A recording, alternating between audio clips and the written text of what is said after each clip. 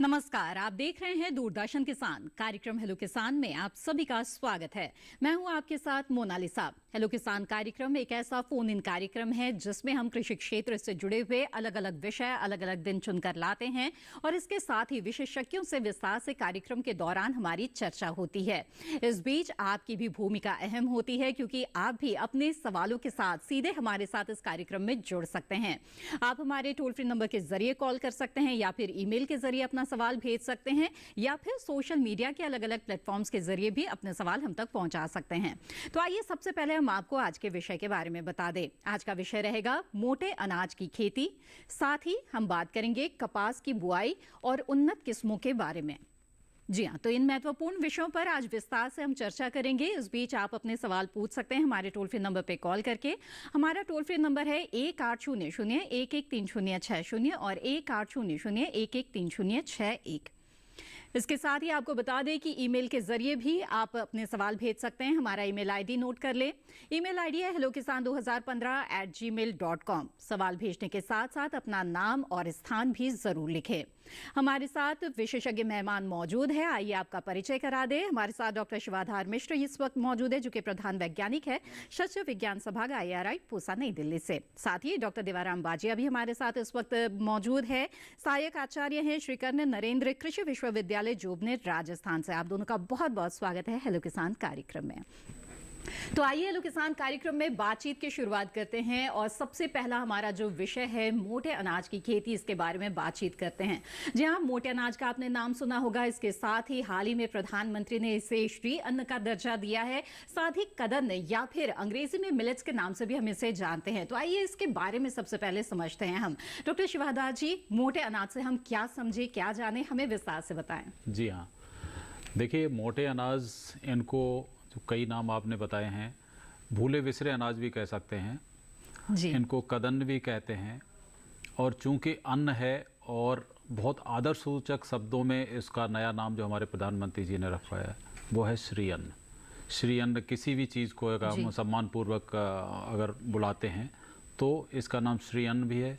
इसे पोषक अनाज भी कहते हैं।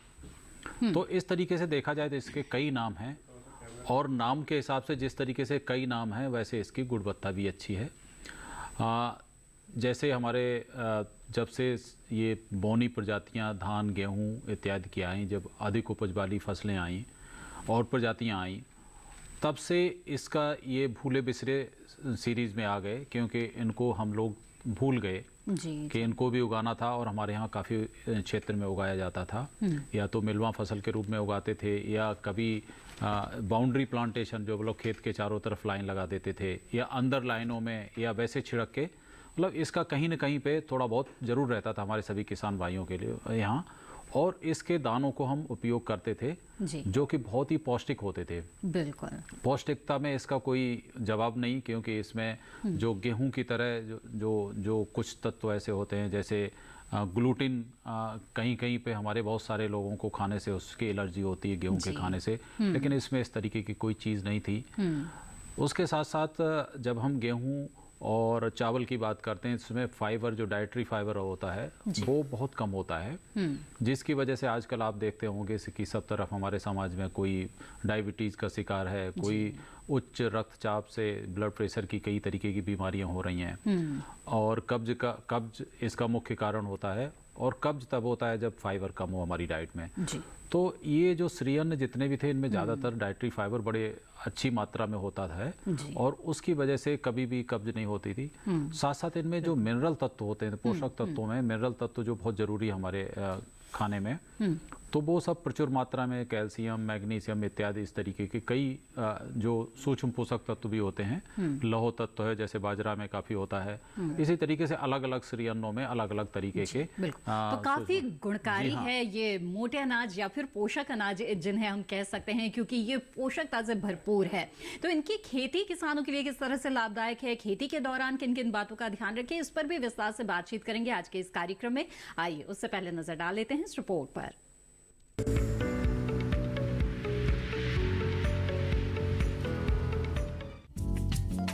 देश में पैदा की जाने वाली मुख्य मिलेट फसलों में ज्वार, बाजरा और रागी का स्थान आता है।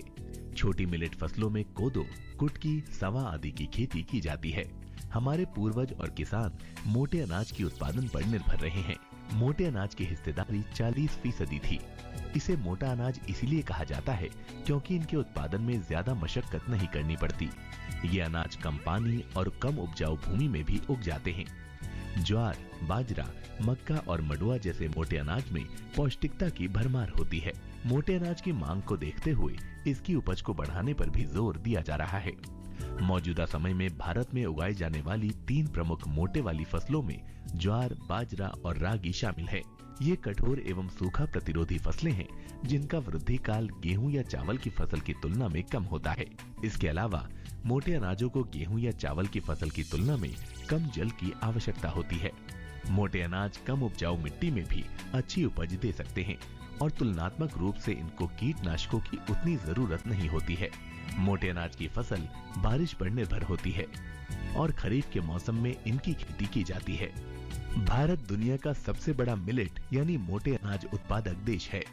राजस्थान, मध्य प्रदेश, उत्तर प्रदेश, महाराष्ट्र, छत्तीसगढ़, हरियाणा, गुजरात, आंध्र प्रदेश, कर्नाटक, झारखंड, तमिलनाडु और तेलंगाना आदि प्रमुख मोटे अनाज उत्पादक राज्य है, जबकि असम और बिहार में सबसे ज्यादा मोटे अनाजों की खपत होती है। मोटा अनाज मधुमेह और मोटापे जैसी स्वास्थ्य से जुड़ी समस्याओं से निपटने में सहायक है। इसकी वजह ये है कि ये ग्लूटेन मुक्त होते हैं और इनमें ग्लाइसेमिक इंडेक्स कम होता है।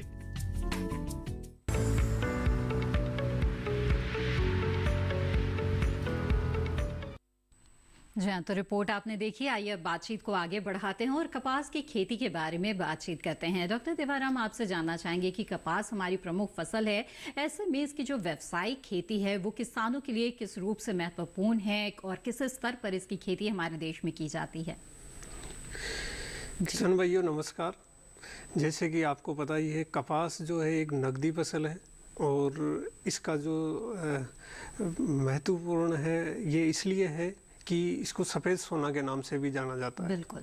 और ये जो कपास है इससे 5 से 6 मिलियन किसान भाई इससे डायरेक्ट रूप से जुड़े हुए हैं, जो कि पूरे भारतवर्ष के अंदर 10 राज्यों के अंदर इसकी खेती होती है। और 50 से 60 मिलियन लोग इससे डायरेक्ट और इनडायरेक्ट रूप से कपास से जुड़े हुए हैं। तो इतने लोगों को इनका रोजगार भी मिलता है। तो कपास बहुत ही महत्वपूर्ण क्रॉप है।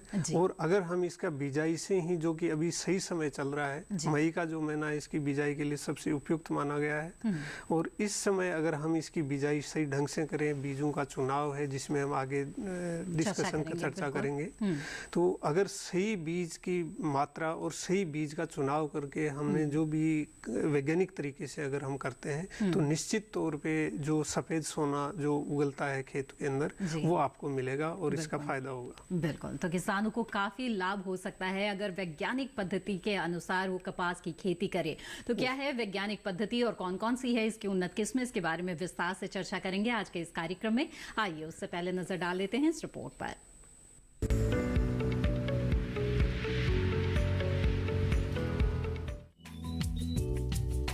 कपास नगदी फसल है जो हमारे देश में सफेद सोना कहा जाता है।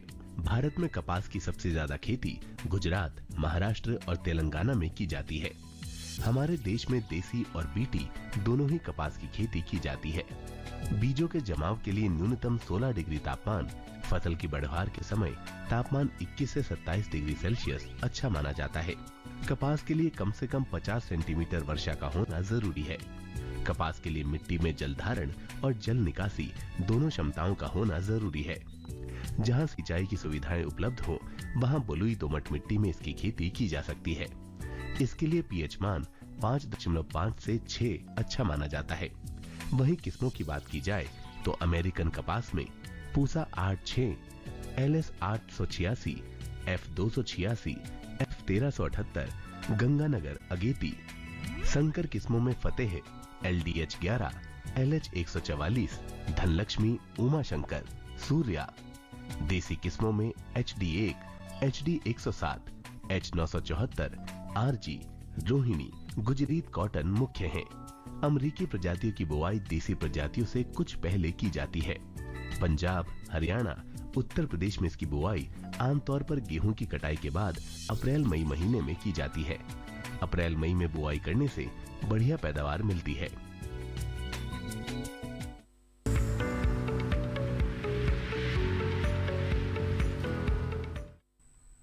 आइए कार्यक्रम में आगे बढ़ते हैं। इस वक्त कार्यक्रम के पहले कॉलर हमारे साथ फोन लाइन पर जुड़ गए हैं, सीधे उनका सवाल लेते हैं। विपिन जी सागर मध्य प्रदेश से इस वक्त हमारे साथ जुड़े हुए हैं। विपिन जी स्वागत है आपका, पूछिए अपना सवाल।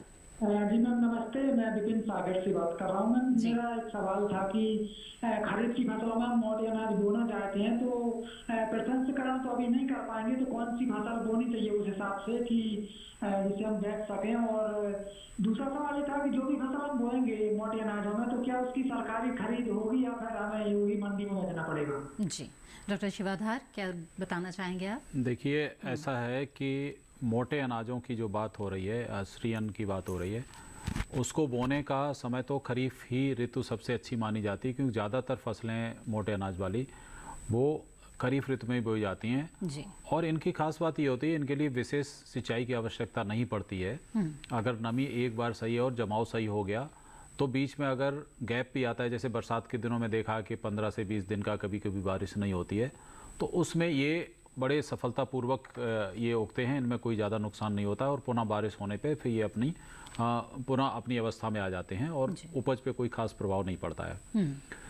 तो इनको बोने का जो बरसात का मौसम बिल्कुल सही है, तो आप तैयारी अपनी कर लें, बीज की तैयारी कर लें। खाद इसमें बहुत ज़्यादा आवश्यकता होती नहीं है, लेकिन फिर भी थोड़ी बहुत जो होती है उसकी तैयारी करके रखें। दूसरा सवाल जो पूछा है कि बाजार में इसको खरीदने के लिए सरकार की तरफ से व्यवस्था या नहीं है। देखिए सरकार पूरा इसको प्रमोट करने के लिए सभी प्रयास कर रही है और आजकल बहुत सारे नए स्टार्टअप खुले हैं जो कि इसके प्रोसेस करने के लिए, इस रियन को प्रोसेस करने के लिए, उसे नए नए उत्पाद बनाने के लिए तैयार बैठे हैं।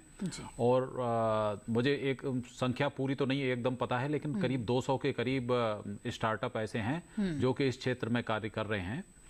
और इन में यह है कि आपके पास जहां भी जितना भी पैदा कर रहे हैं, अगर आप थोड़े जागरूक हैं तो आपकी मंडी से ही ये अगर इनको खबर करेंगे तो ये उठा ले जाएंगे, आपका घर से ही खरीद लेंगे और बहुत आसानी से बिक जा रहा है, जो कि बहुत अच्छे पैसों में बिक रहा है। तो आप उनसे प्रयास करके और संपर्क करके कई तरीके के जो बाजार के प्लेटफॉर्म हमारे सरकार ने उपलब्ध कराए हैं, उनमें कहीं से भी आप करेंगे तो आपका ये बड़ी आसानी से बिक जाएगा। बिल्कुल। तो विपिन जी उम्मीद है आपके सवाल का जवाब मिल गया होगा, चूंकि इस वर्ष हम अंतर्राष्ट्रीय मिलेट वर्ष भी मना रहे हैं और इसके साथ ही जिस तरह से कई पर प्रयास किए जा रहे हैं, कई कार्यक्रम आयोजित किए जा रहे हैं, एक इकोसिस्टम जिस तरह से तैयार हो गया है स्टार्टअप्स का भी, इससे जो मोटे अनाज है, जो पोषक अनाज है, इनकी मांग काफी बढ़ने लग गई है। और जब भी आप इसे उगाएंगे तो आपको खरीदार की कमी महसूस नहीं होगी। जिस तरह से ये इकोसिस्टम तैयार हो गया उसका लाभ आपको जरूर होगा। तो ये बहुत ही अच्छा समय है श्री अन्न की खेती से जुड़ने के लिए। आगे बढ़ते हैं और डॉक्टर देवाराम आपसे जानना चाहूंगी कि कपास की खेती की अगर बात की जाए यहाँ पर, तो इसके लिए उपयुक्त भूमि और जलवायु किस तरह की रहती है? देखिए किसान भाइयों, अगर आपको कपास की फसल लेनी है तो आपको सबसे पहले भूमि का चुनाव बहुत ज़रूरी है और उसके लिए आपको ये ध्यान रखना है कि जो सेम से प्रभावित ज़मीन है, लूनी ज़मीन है, उस ज़मीन को छोड़कर और जो बालू मिट्टी है, उन अगर 3 तरह की मिट्टी को छोड़ दिया जाए तो उसके अलावा आप किसी भी प्रकार की मिट्टी हो, भूमि हो, उसके अंदर आप बिजाई कर सकते हैं सबसे पहले। दूसरा, इसके लिए जो वातावरण है, जो क्लाइमेट है, इसके लिए वो सबसे बेस्ट वही होता है जहाँ पे बारिश कम होती हो और इसको एक फसल ऐसी है कि इसमें नमी बरकरार रहे और ऊपर से जो वातावरण है वो नमी मिट्टी में रहे बट ऊपर से सूखा रहे। ये मतलब एक तरह से जैसे बोलते हैं कि आधा आकार चाहिए इस फसल को, ज़्यादा बारिश इसके लिए ठीक नहीं रहती। बिल्कुल। आइए अब आगे बढ़ते हैं। यहाँ पर कार्यक्रम में अगले कॉलर हमारे साथ जुड़ गए हैं, उनका सवाल लेते हैं। हरी सिंह जी कपूरथला पंजाब से इस वक्त हमारे साथ जुड़े हुए हैं। हरी सिंह जी स्वागत है आपका, पूछे अपना सवाल। नमस्कार डॉक्टर साहब जी। जी नमस्कार, बताएं। डॉक्टर साहब जी, राबी की बिजाई का समय आप बताया जाए और कितना बीज पड़ेगा जी 1 एकड़ में। और दूसरा सवाल है कि कपास जो है उसकी जो पौध है वो सूखने लग जाते हैं। अच्छा। और जो उसके टिंडे होते हैं उसमें सुंडी लग जाती है, कोई दवाई भी बताई जाएगी जी। बिल्कुल, आपके दोनों सवालों के जवाब लेते हैं। डॉक्टर शिवाधार, पहले आप बताएं। जी हाँ, जे रागी का जैसे आपने पूछा है, तो इसका समय अगर आपके पास सिंचाई की व्यवस्था है, क्योंकि ये थोड़ा लंबा जाता है और ये उधर आपको समय से गेहूं बोने का समय अगर मिल जाए तो इस तरीके से इसकी व्यवस्था करिए कि आप 15 जून तक अगर इसकी बुआई कर दें, अगर सिंचाई की व्यवस्था है। अगर नहीं है तो बरसात के समय भी आप जुलाई के प्रथम सप्ताह में भी कर सकते हैं। ये ऐसा है कि पकने में आप हमने देखा है कि ये नवंबर तक जाता है, 15 नवंबर के बाद भी कभी कभी नहीं पकता है। तो इसलिए कोशिश ये रहना चाहिए कि 15 जून और 30 जून के बीच में इसकी बिजाई कर दी जाए। जहाँ तक बीज की मात्रा की बात है तो 11 से 12 किलो बीज प्रति हेक्टेयर के लिए पर्याप्त होता है। तो इसको हम इतने बीज का अरेंज करके और इसकी बिजाई कर सकते हैं। और रही बात कपास की, तो हमारे डॉक्टर बाजिया साहब आप जो हैं जी जवाब ले लेते हैं। जी बताएं कि पौधे सूख रहे हैं कपास के, इसके साथ ही सुंडी लगने की भी समस्या आ रही है, क्या करें? देखिए, जो आपकी समस्या आ रही है पौधे सूखने वाली, तो सूखने के 2-3 कारण हो सकते हैं और अलग अलग अवस्थाएं होती है। तो सबसे पहले तो आपको, जैसे अभी बिजाई का सही समय चल रहा है, तो बीज का उपचार जरूर करना है। हो सकता है आपके खेत के अंदर जड़ गलन जो समस्या है वो आ रही हो। तो जड़ गलन के लिए आपको क्या करना है कि एक बायोपेस्टिसाइड आता है स्यूडोमोनास फ्लोरेसेंस करके, उसकी 10 ग्राम मात्रा 1 किलो बीज के अंदर आपको मिलाकर आपको उपचारित करके बिजाई करनी है। दूसरा, जो सूखने की समस्या आती है, जब वो कपास के जो फल लगता है उसमें टिंडा काफ़ी ज़्यादा लगने होते हैं और फूल आ रहे होते हैं, तो उस टाइम बोलते हैं किसान भाइयों के आम प्रॉब्लम होती है और वो ज़्यादा समस्या होती है सूखने की। वो रेतीला जो एरिया है वहाँ पे हो सकता है। दूसरा, जहाँ जल भराव की समस्या है वहाँ पे हो सकता है। ये 2 ही कारण है। तो उसको बोलते हैं हम उकटा रोग बोलते हैं। और पैराविल्ट करके भी एक बीमारी आती है, उससे भी पौधे कई बार सूख जाते हैं। वो ये होता है कि जब लंबे समय तक खेत के अंदर सूखा ड्राई स्पेल चल रहा हो और एकदम से बारिश आ जाती है या हम नहर का पानी एकदम से देते हैं, तो विद इन जैसे हार्ट अटैक आता है उसकी तरह फसल के अंदर ये प्रॉब्लम आती है। तो उस दौरान क्या करना है कि आपको अगर ऐसे सिम्टम्स नज़र आते हैं तो आपको तुरंत खेत का रेगुलर मॉनिटरिंग करनी है और देखना है। उस टाइम कोबाल्ट क्लोराइड एक साल्ट आता है जिसकी 1 ग्राम 100 लीटर पानी में घोलकर प्रति एकड़ के हिसाब से आपको छिड़काव करना है। अगर आपने 24 आवर्स के अंदर आपने ये अगर उपचार कर लिया तो आपको निश्चित तौर से ये फायदा होगा। जी बिल्कुल। तो तीसरी आपकी जो समस्या है वो ये है कि आपको सुंडी लगती है। अगर आपने बीटी कपास लगा रखी है तो उसमें सुंडी की समस्या नहीं आती। देसी कपास है उसके अंदर आती है। तो उस समय जब आपको आती है तो आपके जो भी कृषि विभाग के कृषि विकास अधिकारी हैं या जो कृषि विश्वविद्यालय भारत सरकार के जो ऑफिस हैं उनके अंदर जो कृषि वैज्ञानिक हैं उनसे और ग्राम विकास अधिकारी से आप सलाह लेकर आप उसी समय आप कीटनाशक दवाइयाँ और जो भी उपलब्ध है वो सही समय पर छिड़काव करें। जी तो हरी सिंह जी, उम्मीद है आपके सभी सवालों के जवाब आपको मिल गए होंगे और जो सुझाव यहाँ से आपको मिले हैं उस पर आप अमल भी जरूर करेंगे, ऐसी हम उम्मीद करते हैं। इसी के साथ कार्यक्रम हेलो किसान में वक्त हो गया है एक छोटे से ब्रेक का। जल्द हाजिर होंगे, आप बने रहें दूरदर्शन किसान पर।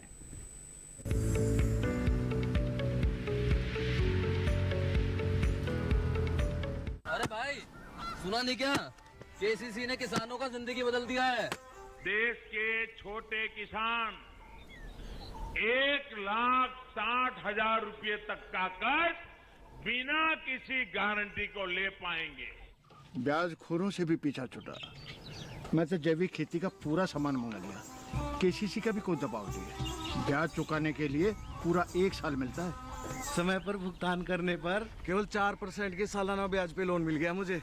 अपना आधार कार्ड, लेटेस्ट फोटो और जमीन के कागजात लेके अप्लाई करो बस।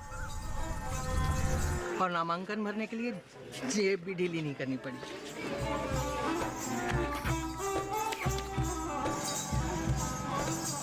चाचा, उधार चुकाने के 24 घंटे के बाद उतने ही पैसे वापस निकाल सकते हैं। केसीसी ने किसानों की जिंदगी वाकई बदल दी है। तो आप भी किसान क्रेडिट कार्ड अपनाएं और सहजता से ऋण पाएं।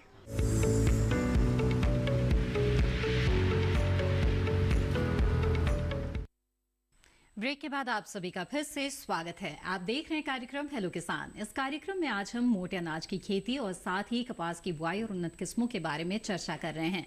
इन विषयों से जुड़े हुए सवाल अगर आप पूछना चाहते हैं, हमारे विशेषज्ञ मेहमानों से जानकारी हासिल करना चाहते हैं, तो आप हमारे टोल फ्री नंबर पर कॉल कर सकते हैं।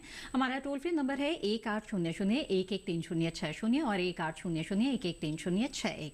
इसके अलावा आप ईमेल के जरिए भी अपने सवाल हमें भेज सकते हैं। ईमेल आईडी है hellokisan2015@gmail.com। आइए कार्यक्रम में आगे बढ़ते हैं। कई ईमेल के जरिए सवाल हमारे पास पहुंच रहे हैं, इन्हें कार्यक्रम में शामिल करते हैं। तो हमारे पास सवाल भेजा है सोबरन शर्मा जी ने ग्वालियर से। जानना चाहते हैं कि ज्वार के बीज कैसे मिलेंगे, क्योंकि निजी कंपनियों के बीज अधिक महंगे होते हैं, तो ऐसे में कहां से प्राप्त करें ज्वार के बीज, ये जानना चाहते हैं। तो डॉक्टर शिवाधार, क्या सुझाव है आपका?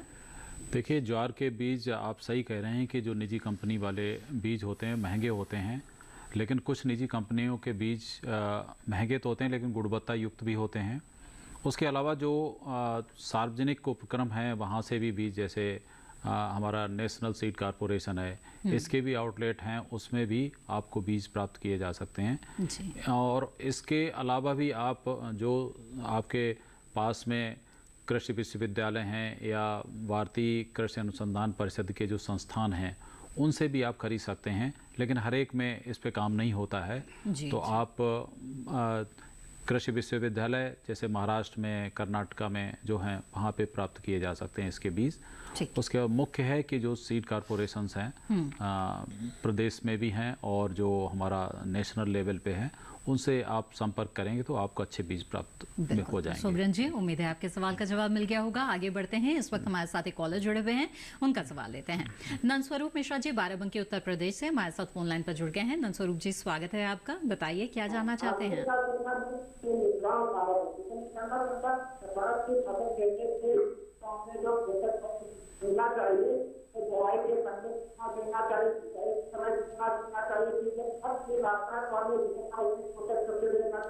जी, कपास की फसल के लिए जानना चाहते हैं?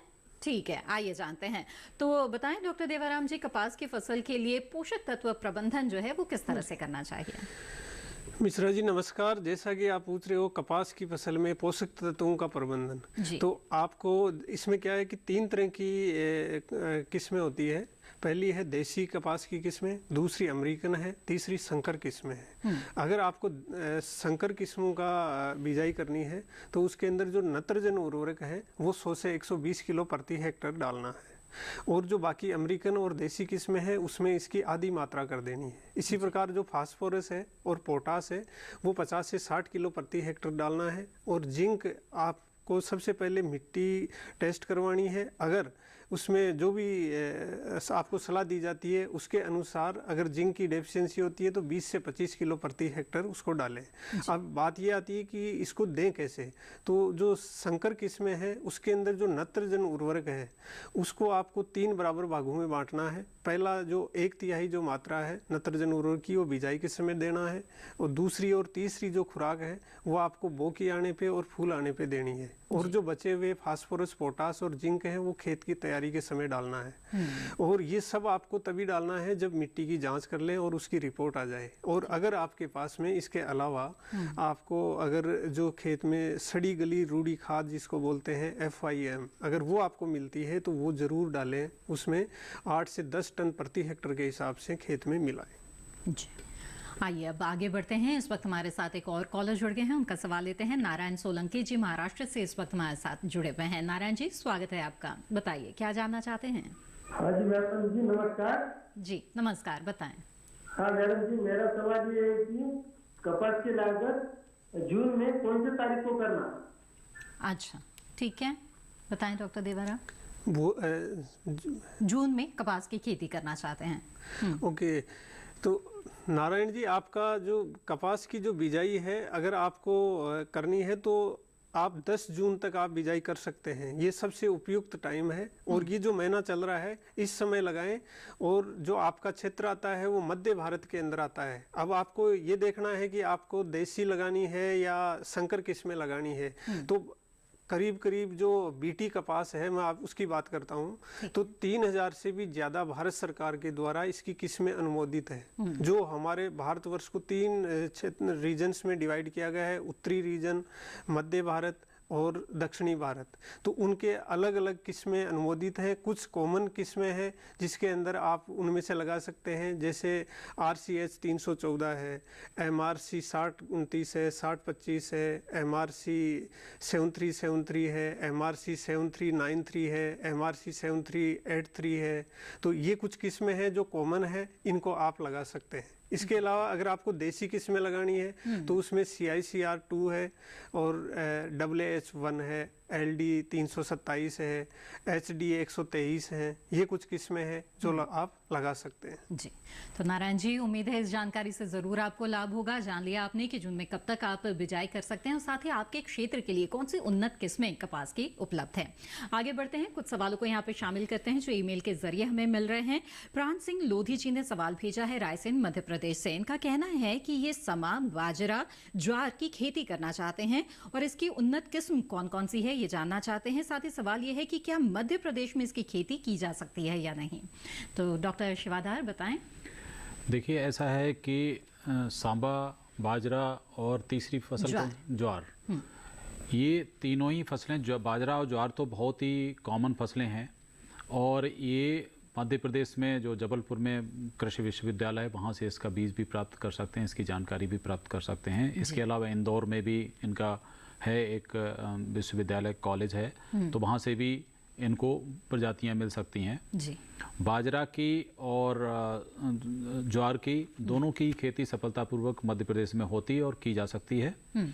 इसी प्रकार जो सांबा की पूछ रहे हैं, सो सांबा की खेती बड़ी आसानी से की जा सकती है। सांबा एक छोटी कम अवधि वाली फसल है, तो जब ऐसा होता है कि कोई और फसल नहीं बो पाए हों तो थोड़ा अगर देरी से भी बोते हैं इसको, जुलाई के अंत में भी अगर बो देते हैं, अच्छा, तो भी ये लगभग 80 से 85 दिन में पककर तैयार हो जाती। तो इस प्रकार आप देखेंगे कि सांबा की फसल को भी बड़े आसानी से हम मध्य प्रदेश में ले सकते हैं। बिल्कुल। तो प्राण सिंह लोधी जी, जाना आपने कि आप किस तरह से नजदीकी कृषि विज्ञान केंद्रों या फिर कृषि विश्वविद्यालय से संपर्क करके जो उचित किस्में हैं उनके बारे में जान सकते हैं। साथ ही आपके क्षेत्र में ये तीनों फसलें ली जा सकती है, तो आप सफलतापूर्वक इसकी खेती कर सकते हैं। आइए आगे बढ़ते हैं, अगले कॉलर का रुख करते हैं। इस वक्त हमारे साथ जुड़े हुए हैं आनंद प्रताप सिंह जी, गोंडा उत्तर प्रदेश से। आनंद जी, स्वागत है आपका, बताइए क्या है सवाल।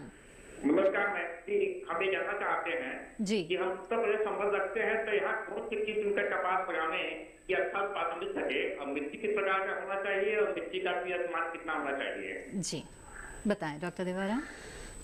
आनंद प्रताप सिंह जी, आप सबसे पहले तो जो मिट्टी है वो आपके जो भी लेबोरेटरी है उसके अंदर मिट्टी की जांच करवाएं। अगर उसका पीएच मान और वो अनुमोदित कर देते हैं कि आपकी मिट्टी उपयुक्त है इसमें और जल निकासी की उचित व्यवस्था होनी चाहिए, पानी का भराव नहीं होना चाहिए, उसका पीएच मान है वो 5.5 से 6.5, अगर पीएच मान आता है तो आप उसमें कपास की फसल ले सकते हैं।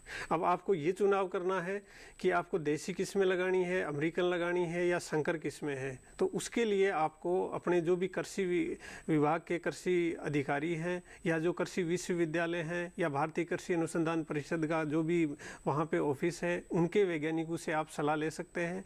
और इनके अलावा आप जो मैंने अभी थोड़ी देर पहले बताया था कुछ किस्में, वो किस्में भी आप लगा सकते हैं, जिनमें से जो संकर किस्में हैं उसके अंदर RCH 314 है जिसको आप लगा सकते हैं, MRC 6029 है, 6025 है, MRC 7373 है। ऐसी कुछ किस्में हैं, क्योंकि पूरे भारतवर्ष के अंदर 3000 से ज़्यादा किस्में अनुमोदित हैं, तो ये क्षेत्र वाइज अलग अलग हैं। तो आप अपने जो कृषि सुपरवाइजर हैं, कृषि अधिकारी हैं, उनसे ज़रूर सलाह लें। जी बिल्कुल। तो आनंद जी, जाना आपने कि किस किस तरह की कौन सी उन्नत किस्में कपास की होती है जो आपके क्षेत्र के लिए अच्छी हो सकती है। उम्मीद है कि इनका चुनाव करके आप अच्छी पैदावार कपास की ले सकते हैं। आगे बढ़ते हैं और डॉक्टर शिवाधार, आपसे जानना चाहूंगी कि कार्यक्रम की शुरुआत में ही आपने बताया कि जो मोटे अनाज या पोषक अनाज जिन्हें कहना और भी बेहतर होगा, क्योंकि ये बहुत ही पौष्टिक होते हैं हमारे लिए, हमारी सेहत के लिए बहुत अच्छे होते हैं। लेकिन किसानों के लिहाज से यहाँ पर मैं आपसे जानना चाहूंगी कि कहा जाता है कि इसकी खेती करना भी बेहद ही आसान है, तो कैसे आसान है इसकी खेती करना, और जबकि हम देख रहे हैं कि जलवायु परिवर्तन की चुनौतियां भी किसानों के सामने आ रही है, तो इन परिस्थितियों में मोटे अनाज की खेती करना किसानों के लिए और भी कितना महत्वपूर्ण हो जाता है, हमें बताएं। जी हाँ, आजकल का जो सबसे बड़ी समस्या हमारे किसान भाइयों की है कि जो दिनों दिन खाद और जो पेस्टिसाइड हैं ये सारे के सारे महंगे होते जा रहे हैं, इनके ऊपर बहुत सारी लागत आती है। बिल्कुल। मोटे अनाजों की खासियत ये है कि आपको कम बीज की, क्योंकि छोटे होते हैं तो कम बीज की आवश्यकता होती है, तो सबसे पहले तो ये बीज ही कम लगता है। दूसरे, इसमें खाद की बहुत कम ज़रूरत होती है। अगर हम जैसे गेहूं और धान की फसल को देखें तो इसमें 150 किलोग्राम नाइट्रोजन प्रति हेक्टेयर के हिसाब से ज़रूरत होती है, जबकि ज़्यादातर जो हमारे ये पोषक अनाज हैं इनमें ज़्यादा से ज़्यादा 50 किलो से 60 किलो से काम चल जाता है, 50-60 किलो प्रति हेक्टेयर से काम चल जाता है। और कुछ तो जो बहुत ही छोटे स्मॉल मिलेट सीरीज में आते हैं उनको तो में और भी 40 किलोग्राम नाइट्रोजन से काम चल जाता है। इसी तरीके से फास्फोरस और पोटास की भी कम मात्रा, लगभग 1/3 और आधी मात्रा में काम चल जाता है। तो एक तो ये हुआ कि ये आसान है, खाद की ज़्यादा ज़रूरत नहीं पड़ती और उर्वरकों की ज़्यादा ज़रूरत नहीं पड़ती। जैसा कि मैंने बताया कि पानी की, चूँकि ये बरसात में उगाई जाने वाली फसल है, और अगर बरसात नहीं भी हो रही है, सिर्फ 1-2 बार, एक तो हमें ये इंश्योर करना पड़ता है कि जब ये बोते हैं और इनका जमाव अगर सही से हो गया है और एक बार ये सही से रोपित हो गए हैं, तो ये आसानी से ये फसल मरती नहीं। छोटे मोटे जो मौसम के एब्रेशंस हैं, जो मौसम के उतार चढ़ाव हैं, तो उनको बड़े आराम से बर्दाश्त कर लेती हैं फसलें। तो इसलिए कहते हैं कि आजकल ये क्लाइमेट के हिसाब, जो बदलते हुए मौसम है उसके हिसाब से ये फसलें बहुत ही अच्छी हैं। जी बिल्कुल। तीसरी बात, ये थोड़ी सी प्रॉब्लम वाली ज़मीनें हैं, जैसे थोड़ी भी रेतीली है या थोड़ी सैलाइन सॉइल है, ये थोड़ी सी जिसमें लवण की मात्रा है, ऐसी ज़मीनों में भी बड़े आसानी से उगाया जा सकता है। तो ये सारे के सारे चीज़ों को देखते हुए आसान है, और ये मौसम के हिसाब से भी ये बहुत अच्छी फसलें हैं। जी जी बिल्कुल। तो जाना आपने कि किसानों के लिए जो मोटे अनाज है इसकी खेती करना कितना आसान भी है और कितना महत्वपूर्ण भी है आज के इस समय में, जबकि मौसम में लगातार बदलाव की स्थितियां किसान देख रहे हैं और मौसम की मार कई बार किसानों को झेलनी पड़ जाती है। बहरहाल यहाँ पर आगे बढ़ते हैं, हमारे साथ कार्यक्रम में अगले कॉलर जुड़े हुए हैं, उनका सवाल लेते हैं। राजपूत जाट जी इस वक्त हमारे साथ सवाई माधोपुर राजस्थान से जुड़े हुए हैं। राजपूत जी, स्वागत है आपका, बताइए क्या जानना चाहते हैं। हेलो जी। हाँ जी राजपूत जी, हाँ बताइए, अपना सवाल पूछिए, लेकिन आपसे गुजारिश इससे पहले करेंगे कि टीवी की आवाज बंद कर दीजिएगा। जी बताएं। सर, ये जानना चाहती है कि हम कपास का रेट चाहते हैं। ठीक है। इसमें ये क्या प्रोग्राम चलती है, हमारे सूख जाता है बार करके कपास की। अच्छा ठीक है, कपास की फसल बार बार सूख जाती है, ये समस्या आ रही है, तो डॉक्टर देवाराम इसकी क्या वजह हो सकती है और क्या उपाय अपनाए जाएं? जी राजपूत जी, आप सबसे पहले मिट्टी की जांच करवाइए, और मिट्टी की जांच करने के बाद में जो भी रिपोर्ट आए उसके अनुसार ही आपको, अभी जैसे बिजाई का जो है वो समय बिल्कुल उपयुक्त चल रहा है, और जो भी बीज आप लगाएं, जैसे देसी कपास लगानी है या अमेरिकन लगानी है और या संकर किस्में लगानी है, तो उसका बीज उपचार ज़रूर करें।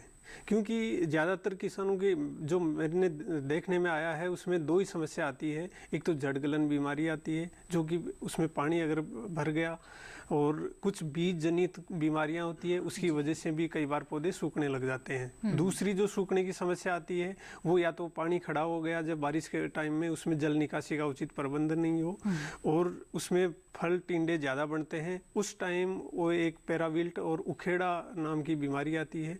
तो अगर इन 2 टाइम में अगर आपने मैनेजमेंट ठीक कर लिया तो आपके ये दिक्कत नहीं आएगी। पर आपको सलाह यही है अभी कि मिट्टी को जांच जरूर करवाएं। जी बिल्कुल।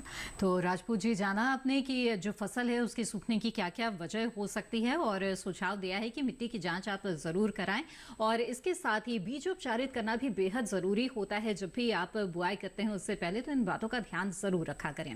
बहरहाल इसी के साथ हेलो किसान कार्यक्रम में लेते हैं एक और छोटा सा ब्रेक, जल्द हाजिर होंगे। आप बने रहें दूरदर्शन किसान पर।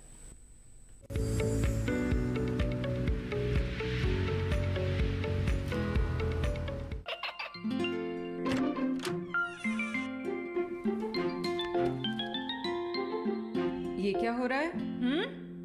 काशवी, इतने कम मार्क्स?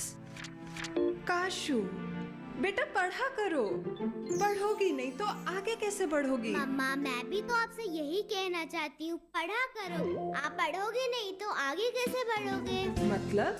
वो देखो। सिर्फ बैक पर छपा ऑर्गेनिक नहीं, ऑर्गेनिक का निशान पहचानिए। पीजीएस ऑर्गेनिक का ये लोग उन किसानों की पहचान है जो आज भी परंपरागत विधि से रसायन मुक्त खेती कर आपके लिए शुद्ध फसल उपजा रहे हैं। अब समझे मम्मा, अगर मैं प्योर ऑर्गेनिक फूड नहीं खाऊंगी तो अच्छे मार्क्स कहाँ से लाऊंगी? अच्छा बच्चों। जैविक खेती की इस मुहिम को आगे बढ़ाइए, शुद्ध ऑर्गेनिक अपनाइए।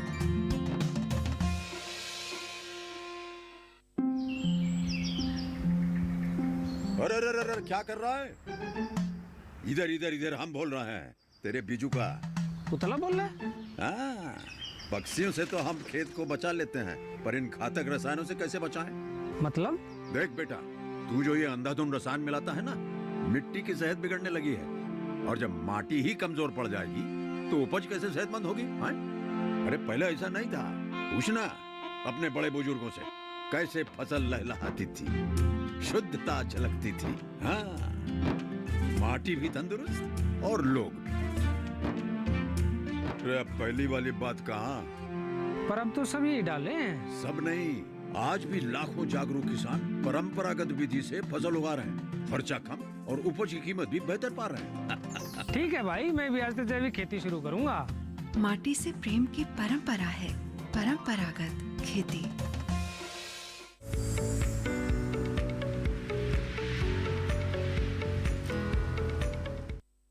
ब्रेक के बाद आप सभी का फिर से स्वागत है। आप देख रहे हैं कार्यक्रम हेलो किसान। इस कार्यक्रम में आज हम बात कर रहे हैं मोटे अनाजों की खेती के बारे में और साथ ही कपास की बुआई और उन्नत किस्मों की भी यहाँ पे चर्चा हो रही है। इन विषयों से जुड़े हुए सवाल आप पूछ सकते हैं हमारे टोल फ्री नंबर के जरिए या फिर ईमेल के जरिए।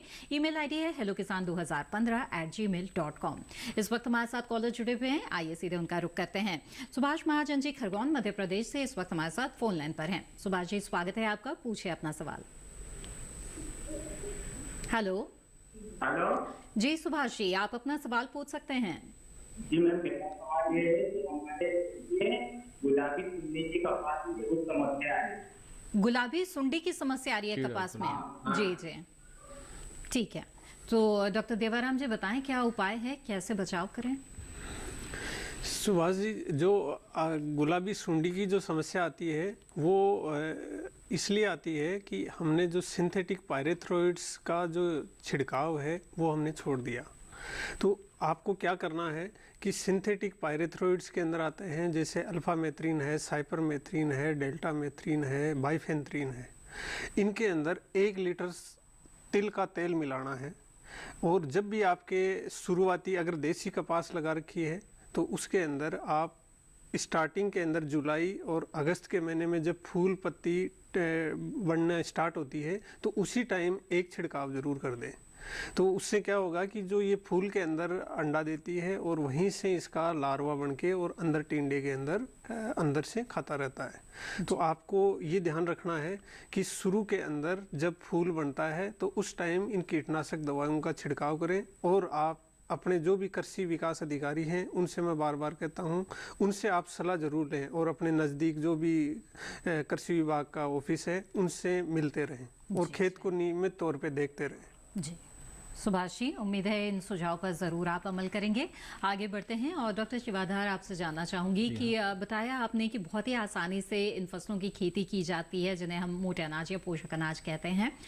इसके बारे में जानना चाहेंगे कि अगर इनके पोषक तत्व प्रबंधन करना हो किसानों को तो किस मात्रा में कब कब खाद उर्वरकों का प्रयोग किया जाता है?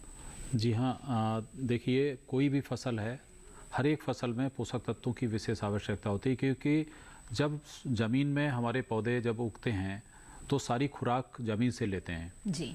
और उसका जो बायोमास, जिसे हम पूरा बायोमास बोलते हैं, जो ड्राई मैटर होता है, ऊपर का जो शुष्क पदार्थ होता है पूरा का पूरा, उसमें पोषक तत्व होते हैं और जो कि ज़मीन से आए हुए होते हैं या हवा से भी कार्बन और हाइड्रोजन और ऑक्सीजन, ये 3 चीज़ें हवा से लेते हैं। जी जी। अब आप इनको पूरा करने के लिए अगर हम नहीं देंगे पोषक तत्वों को तो ज़मीन में इनकी कमी हो जाएगी।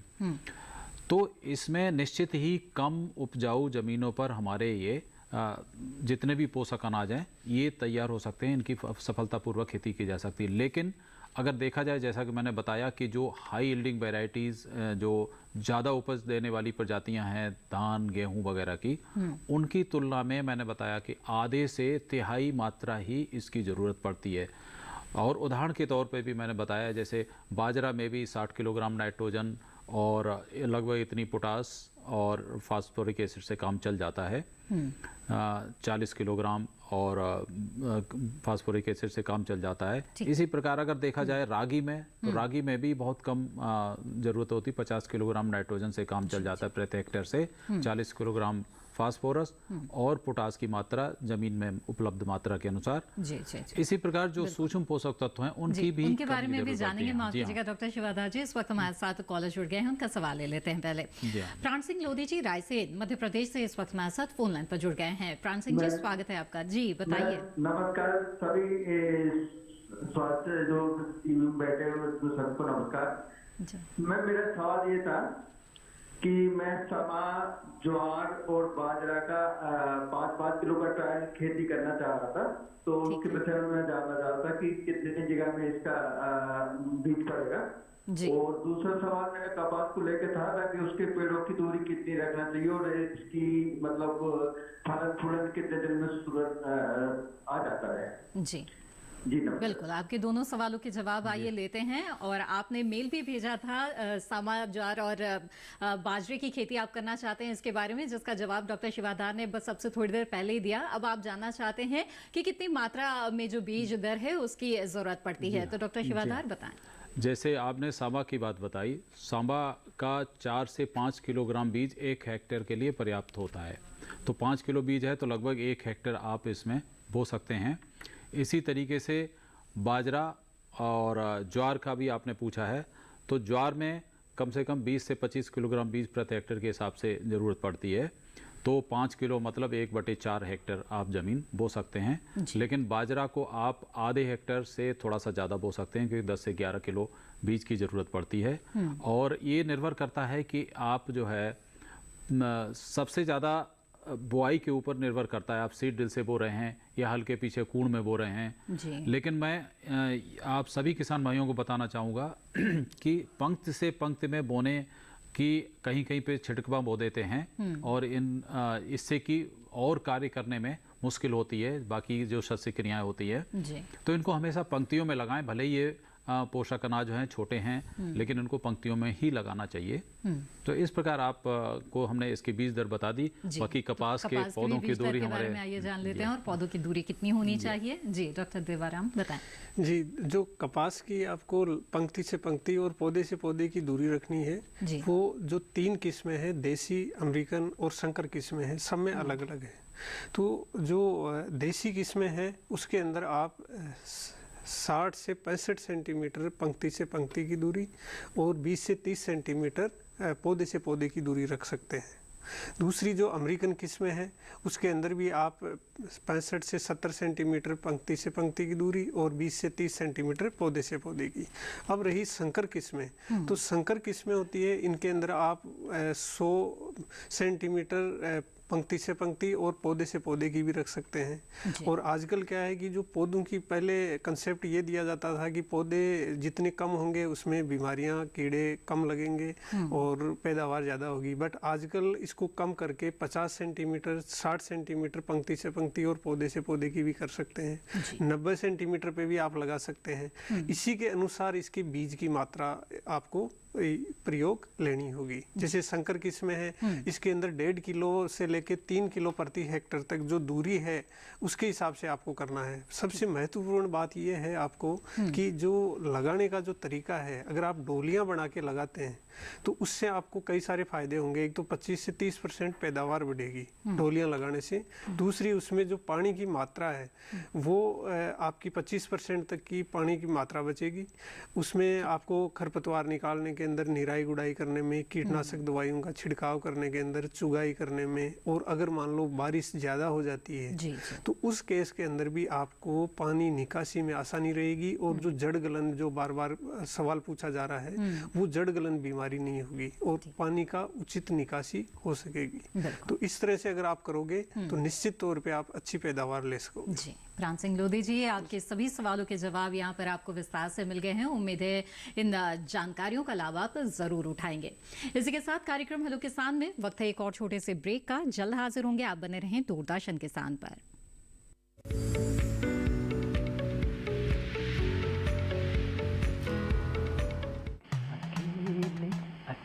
अरे वाह भैया, अकेले अकेले। अरे तू भी ले, पर खाएगा कैसे? मैं ऑर्गेनिक खेती की बात कर रहा रे बेटे। अकेले अकेले खेती कब तक करेगा? मतलब गांव में 20-25 किसानों का समूह बना के पंजीकरण करवा ले, फिर सरकारी ट्रेनिंग भी मिलेगी और मुफ्त जैविक बीज खाद भी। फिर बीजीएस ऑर्गेनिक की सरकारी मोहर के साथ तेरी उपज आकर्षक पैक में पहुंचेगी बड़े बाजार तक। अच्छा? हाँ। अरे भाई, कहाँ चल दिया? सबको साथ लाने, आमदनी बढ़ाने। तो किसान भाई समझ गए ना? साथ मिलकर ऑर्गेनिक खेती कीजिए, अपनी परंपरा को आगे बढ़ाइए, ज्यादा मुनाफा कमाइए। माटी से प्रेम की परंपरा है परंपरागत खेती।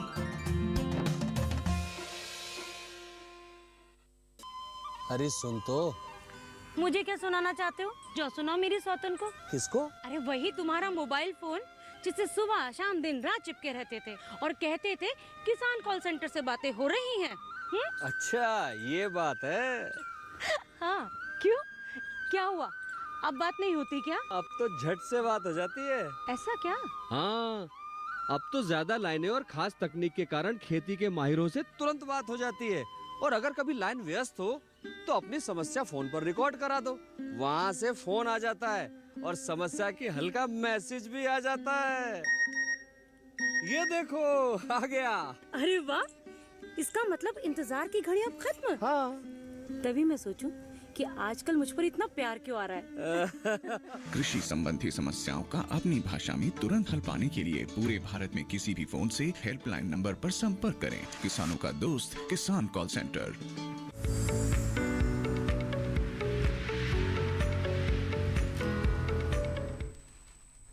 ब्रेक के बाद आप सभी का फिर से स्वागत है। आप देख रहे हैं कार्यक्रम हेलो किसान। आइए इस कार्यक्रम में आगे बढ़ते हैं। इस वक्त हमारे साथ एक कॉलर जुड़े हुए हैं, सीधे उनका रुख करेंगे।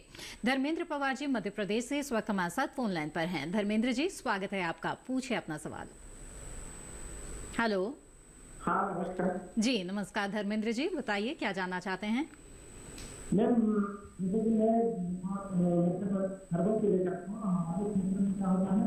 बेटी के कपास की खेती होती है तो वो क्या होता है कि जब फूल फूलना और झंडे लगना चालू हो जाता है तो उस समय वो कपास की फसल सूखने लग जाती है और पत्ती गिरने लग जाती है, जिससे हमारे उत्पादन पर काफी गहरा प्रभाव पड़ता है।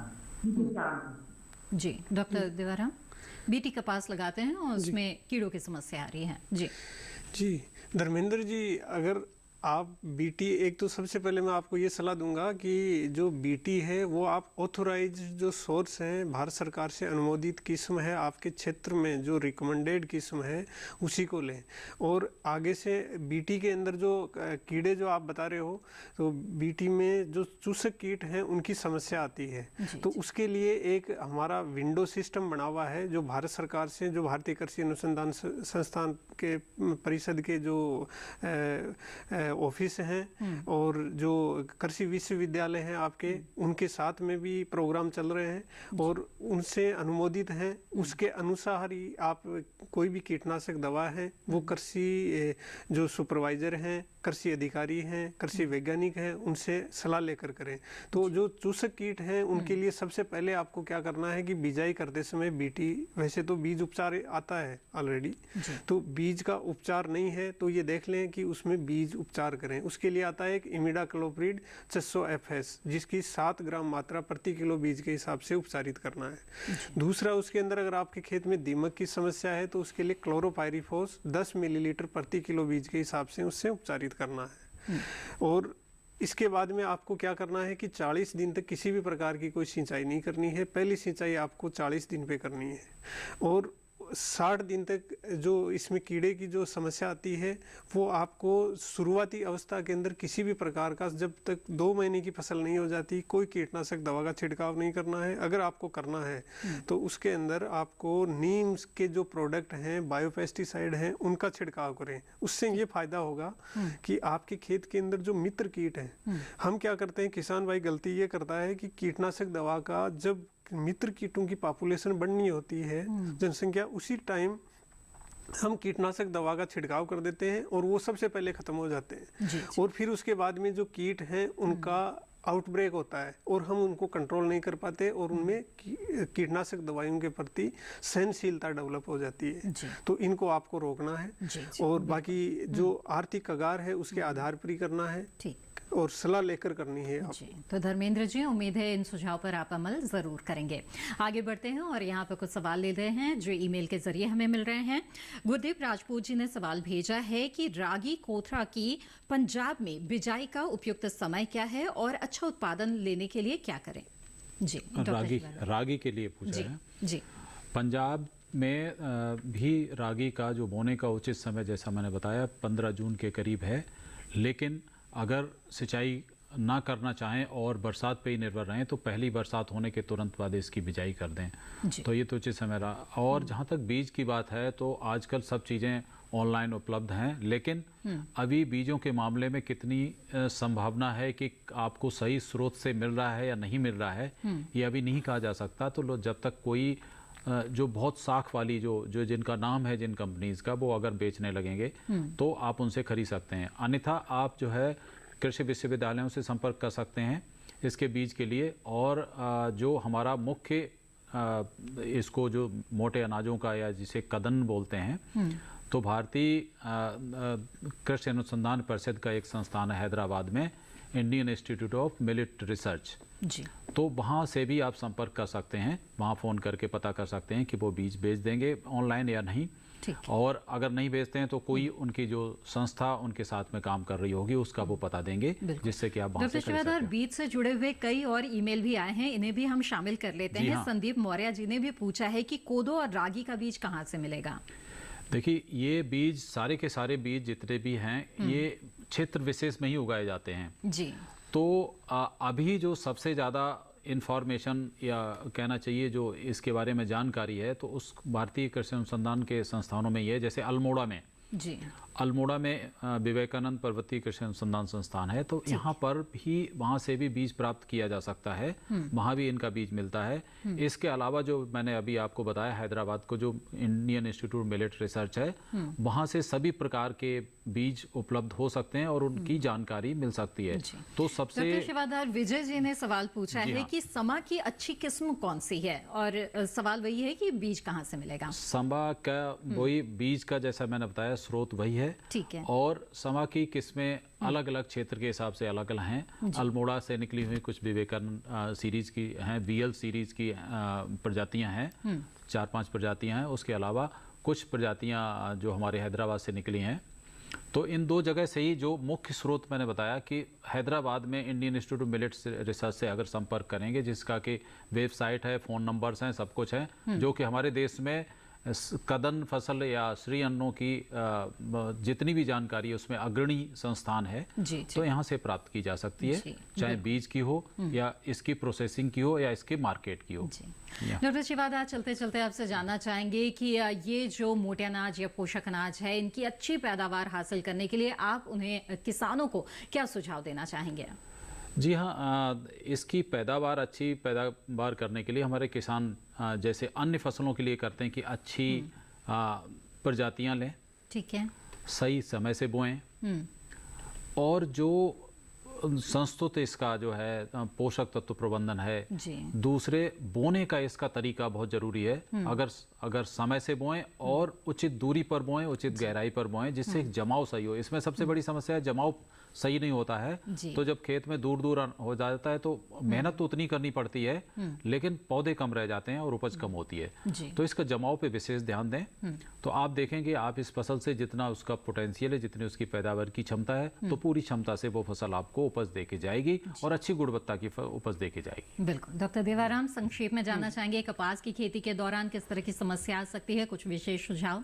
जी, किसान भाइयों, जो अभी मैं देख पा रहा हूँ, जो समझ में आ रहा है मेरे को कि इस बार जो मौसम है वो बड़ा अजीब तरह का हो रहा है। बार बार मौसम विभाग जो भविष्यवाणी करता है वो सटीक भी जा रही है। जी जी। तो आपको सबसे महत्वपूर्ण बात ये ध्यान रखनी है कि एक तो मौसम विभाग की जो भी भविष्यवाणी होती है उसको इग्नोर नहीं करें।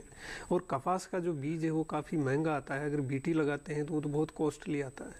तो आपको बारिश अगर अलर्ट दे रखा है तो उस दौरान आप बिजाई की जो भी गतिविधियां हैं उनको रोक दें, मौसम साफ होने पर ही बिजाई करें, क्योंकि कपास के अंदर ये सबसे बड़ी समस्या है, बीज कुरंड हो जाता है और दोबारा आप लगाओगे तो बहुत ज़्यादा महंगा पड़ जाएगा। बिल्कुल। तो बिजाई का उपयुक्त समय तो चल रहा है, लेकिन देश के कई हिस्सों में बारिश हो रही है, तो मौसम साफ होने का इंतजार करें बिजाई के लिए। डॉक्टर देवाराम और डॉक्टर शिवाधार, आप दोनों ने बहुत अच्छी जानकारियां हमें कार्यक्रम में दी, आप दोनों का बहुत बहुत शुक्रिया। किशन भाई, विस्तार से जाना आपने मोटे अनाज की खेती के बारे में और कपास की खेती के बारे में। आइए अब आगे बढ़ते हैं और कल के विषय के बारे में आपको बता दें। हेलो किसान कार्यक्रम में कल जिन विषयों पर चर्चा की जाएगी वो है कद्दू वर्गीय सब्जियों की खेती, और इसके साथ ही चर्चा होगी नए बाग लगाने की वैज्ञानिक विधि के बारे में। इन विषयों से जुड़े हुए सवाल आप ईमेल के जरिए हमें भेज सकते हैं। नोट कर ले हमारा ईमेल आईडी hellokisan2015@gmail.com। इसके अलावा सोशल मीडिया के अलग अलग प्लेटफॉर्म्स के जरिए भी आप लगातार हमारे साथ जुड़े रह सकते हैं। फेसबुक, इंस्टाग्राम और ट्विटर हैंडल टीवी स्क्रीन पर फ्लैश किए जा रहे हैं। इनके जरिए जुड़कर कार्यक्रम से जुड़ी जानकारी भी हासिल कर सकते हैं और अपने सवाल भी भेज सकते हैं। दूरदर्शन किसान के कॉल सेंटर नंबर पर भी आप कॉल कर सकते हैं। हमारा टोल फ्री नंबर है 1800-113060। सोमवार से शनिवार सुबह 6 बजे से रात 10 बजे के बीच कॉल करके आप अपने सवाल दर्ज करा सकते हैं।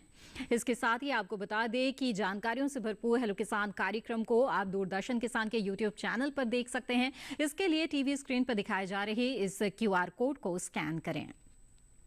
इसी के साथ हेलो किसान की आज की कड़ी में बस इतना ही। हमें दीजिए इजाजत। आप बने रहें दूरदर्शन किसान पर। नमस्कार।